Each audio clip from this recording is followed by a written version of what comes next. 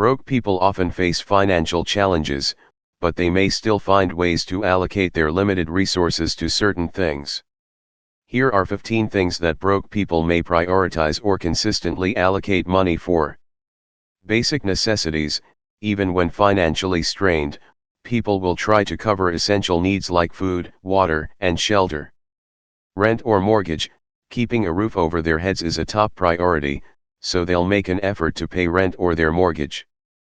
Utilities. Basic utilities like electricity, gas, and water are essential, so they tend to keep these bills paid to maintain their daily lives. Transportation. Whether it's gas for their car or public transportation fares, people need a way to get to work or access essential services.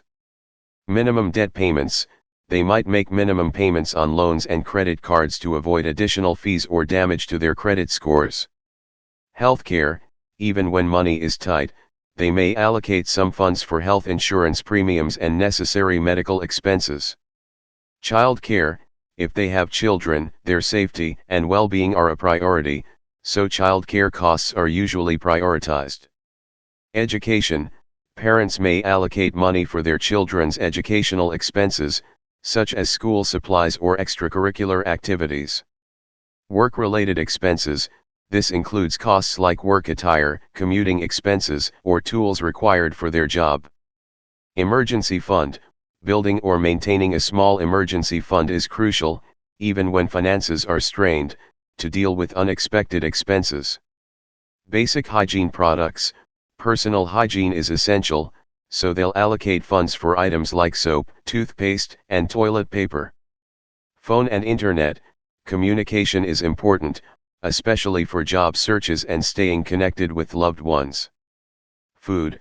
While they may not dine out or buy gourmet items, they will allocate money for groceries to feed themselves and their families.